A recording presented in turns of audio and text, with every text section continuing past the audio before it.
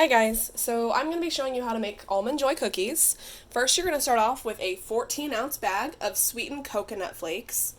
Then we're going to add in a whole 16-ounce bag of roasted and salted almonds, a 14-ounce can of sweetened condensed milk, and 2 cups of semi-sweet chocolate chips. Now, before we get started, we're going to go ahead and preheat the oven to about 375 just so that warms up while we're getting everything ready. I have got out a baking sheet lined with parchment paper and a large mixing bowl. To start off, we're going to go ahead and just lightly chop some of our almonds. So next, you're just going to add everything into the bowl. I already added in the almonds. I'm going to add in the chocolate chips. Bag of coconut.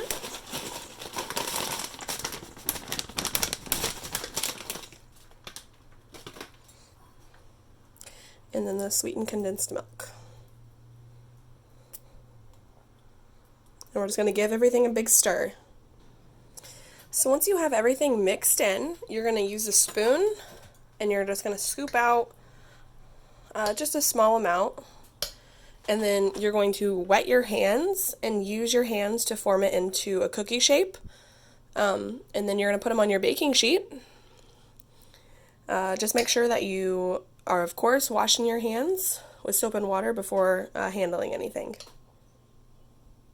So my hand is wet, and as you can see, I'm going to roll it into a ball like a cookie and put it on the baking sheet. If your hands are wet, it won't really stick to you as much.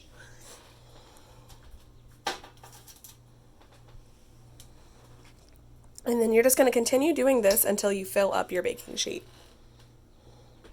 So I've got these balled up and ready to go into the oven. It's going to take about 12 to 15 minutes, or just until they start to get a little brown. And I do have quite a bit of batter left over, so I'm going to try to see if I can make like a coconut bark of some sort.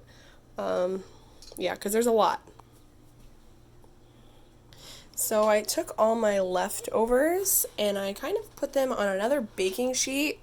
I lined it with aluminum foil and just spread it all out to all the edges. Tried to press it down as flat as I could. This is just kind of an experiment to see if I can maybe make like a bark with this, or just little cookie bars. And we're going to see how this turns out. So also, pro tip, if you don't want to waste your time chopping up the almonds, because it did take a little bit of time, throw them in your blender if you have one, and I just did kind of pulsified it with the ice crush just very quickly, and it actually chopped them a lot quicker and saved me a lot of time. Just make sure not to crush them too much, because then you're going to be left with just more of a powder instead of a chopped up almond. So I do recommend a blender if you have one. So I'm going to say these look about ready to come out. They're nice and golden. And I think that's exactly where you want them.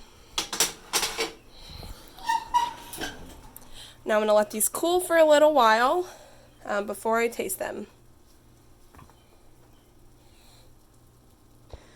Okay, so I've let these cookies sit for a while and they're finally ready to eat, and they are delicious.